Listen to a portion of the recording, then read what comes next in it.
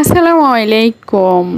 সবাই কেমন আছেন? আজকে আবার হাজির হয়েছি খুবই মজাদার একটা রেসিপি নিয়ে। আশা করি আমার আজকের রেসিপিটা সবাই ভালো লাগবে। কয়েকদিন আগে তো কোরবানির ঈদ গিয়েছে, তাই না? তো সবার বাসায় অবশ্যই বট খেয়েছেন, কিংবা অনেকে আছে এখনও রান্না করে খাননি। তো আমি আজকে খুবই মজা করে বট কিভাবে রান্না করা যায় সেটাই দেখাবো, চলেন। তো আমি এখানে বট নিয়েছি প্রায় 1.5 কেজির মতো।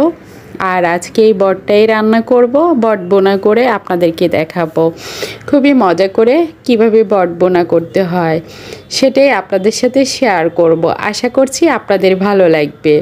তো বটটা আমি ভালো করে ধুয়ে পরিষ্কার করে নিয়েছি আর চুলায় একটা প্যান বসিয়ে দিয়েছি। আমি বট বোনা করব সরিষার তেল দিয়ে, বট বা বুড়ি যে যেটা বলেন। তো আমি এখানে সরিষার তেল দিয়ে দিয়েছি, আর এখন সরিষার তেলটা গরম হওয়ার পর কিছু গরম মশলা দিয়ে দিয়েছি। যা এখানে গরম মশলার মধ্যে আছে এলাচ, দারুচিনি, তেজপাতা, লবঙ্গ আর স্টার এনেছের 2টা ফুল। আর ফোড়ন আসার পরে গরম মশলাগুলো ফোড়ন আসার পরে দিয়ে দিয়েছি পেঁয়াজ কুচি করে রাখা 1 বাটি পেঁয়াজ দিয়ে দিয়েছি। 1.5 কাপের চেয়ে একটু বেশি হবে পেঁয়াজ দিয়ে দিয়েছি। পেঁয়াজটা ভালো করে ভেজে নেব, অবশ্যই পেঁয়াজটা ভালো করে ভেজে নিতে হবে। আর এখানে 2 টেবিল চামচ করে আদা রসুন বাটা আছে, 2 টেবিল চামচ করে আদা রসুন বাটা দিয়ে দিয়েছি। আর এই আদা রসুন বাটাটা খুব ভালো করে তেলের উপর ভেজে নেব। আদা রসুন বাটাটা খুব সুন্দর একটা ফ্লেভার আসলে বুঝতে পারবেন যে আদা রসুন বাটাটা ভাজা হয়ে গেছে। এই পর্যায়ে স্বাদ মতো লবণ দিয়ে দিচ্ছি, 1 চামচ দিয়ে দিচ্ছি হলুদের গুঁড়া, স্বাদ মতো মরিচের গুঁড়া, 1 চামচ জিরের গুঁড়া, 1 চামচ ধনিয়া গুঁড়া, আর দিয়ে দেব সবকটা গরম মশলা। দিয়ে আমি একটা মশলা রেডি করে রাখি বাসায়, সেই মশলার গুঁড়ি দেব। এখানে সবকটা গরম মশলার গুঁড়ি যেমন জায়ফল, জয়ত্রী, এলাচ, দারুচিনি, লবঙ্গ সবকটা মশলার দিয়ে আমি একটা মশলার গুঁড়ি তৈরি করে রাখি, সেই গুঁড়িটা দিয়ে দিলাম।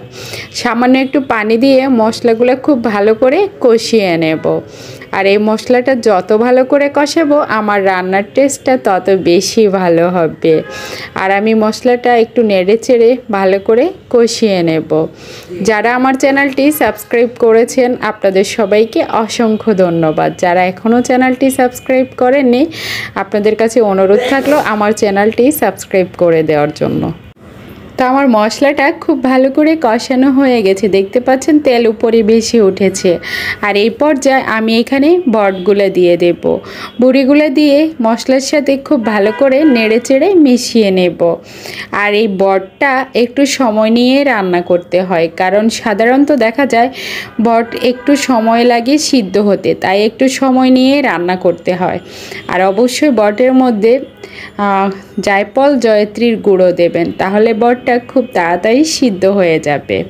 তো আমি এখানে খুব ভালো করে নেড়ে চেড়ে মিশিয়ে দিচ্ছি।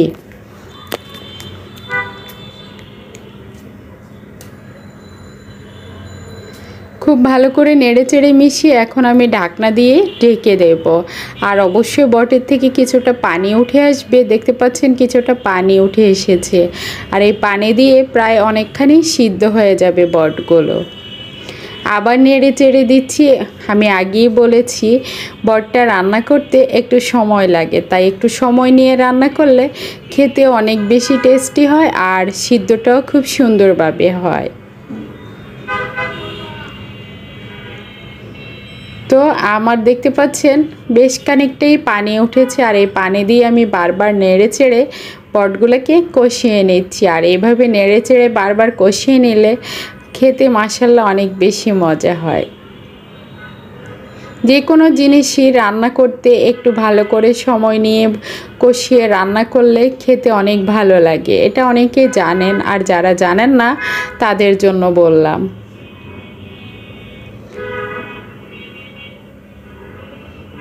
তো আমি আবার ঢাকনা দিয়ে ঢেকে দিয়েছি। তো এই পর্যায়ে পানিগুলো শুকিয়ে গেছে আর উপরে তেল উঠে এসেছে, দেখতে পাচ্ছেন।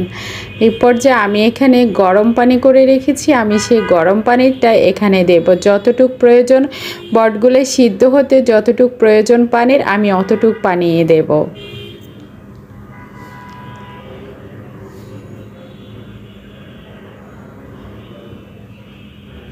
বেশি পানি লাগবে না, কারণ বটগুলো প্রায় 80% সিদ্ধ হয়ে গেছে। তো এখন আমি অল্প কিছু পানি দিয়েছি বাকিটা সিদ্ধ হওয়ার জন্য। তো এই পর্যায়ে আমি নেড়ে চেড়ে ভালো করে মিশিয়ে দেব, আর এখন ঢাকনা দিয়ে ঢেকে দেব বাকিটা হবার জন্য।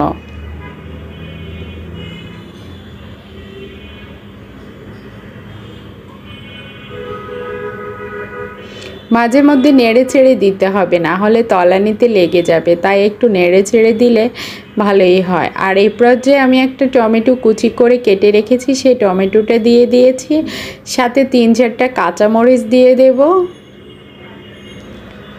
আর কিছু পেঁয়াজ আমি কিউব করে কেটে রেখেছি। দেখতে পাচ্ছেন অবশ্য আমি কিভাবে কেটেছি। একটা পেঁয়াজকে 4 ভাগ করে কেটে ওগুলোর ফালিগুলো খুলে নিয়েছি, আর এই পেঁয়াজগুলো দিয়ে দিয়েছি। এতে টেস্টটা আরও বেশি ভালো লাগবে। আপনারা কেউ যদি এভাবে রান্না কখনো না করে থাকেন, একবার করে দেখতে পারবেন, আশা করি আপনাদের কাছে ভালো লাগবে, ঠকবেন না। তা আবার নেড়ে চেড়ে ঢাকনা দিয়ে ঢেকে দিয়েছি। প্রায় আমার বটবোনা হয়ে গেছে, আর একটু ঝোল শুকিয়ে গেলে আমি নামিয়ে নেব।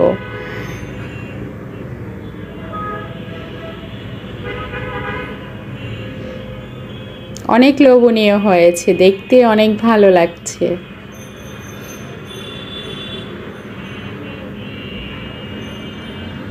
উঠানোর কিছুক্ষণ আগে টালা জিরের গুঁড়ো 1 চামচ টালা জিরের গুঁড়ো দিয়ে দেব, এতে করে টেস্টটা আরও বেশি ভালো আসবে। 1 চামচ দিয়ে দিয়েছি টালা জিরের গুঁড়ো, আবার নেড়ে চেড়ে মিশিয়ে দেব। এই বটটা আপনারা চাইলে রুটি, পরোটা, ভাত যে কোনো কিছু দিয়েও খেতে পারেন, ভীষণ মজা লাগে। আমাদের বাসায় তো এরকম বট রান্না করলে অনেকে মুড়ি দিয়েই খায়, ওদের কাছে নাকি ভীষণ ভালো লাগে মুড়ির সাথে মেখে। যাই হোক, তো আমার বট বোনাটা একেবারে কমপ্লিট হয়ে গেছে। আমি এখন চুলে পরিবেশন করে আপনাদেরকে দেখাবো। একটু বুনা বুনা করে রেখেছি, একবারে শুকাবো না, একবারে শুকিয়ে নিলে তো ভাজি হয়ে যাবে, তাই ভুনাই করে রেখেছি আমি। তো আমি এখন পরিবেশন করে নিয়েছি। আমার আজকের বট বোনাটা আপনাদের কাছে কেমন লেগেছে অবশ্যই কমেন্টস করে জানাবেন, ভালো লাগলে অবশ্যই লাইক দিবেন, চ্যানেলটি সাবস্ক্রাইব করে আমার পাশে থাকবেন। আজকের মতো এখানেই বিদায় নেব, সবাই ভালো থাকবেন।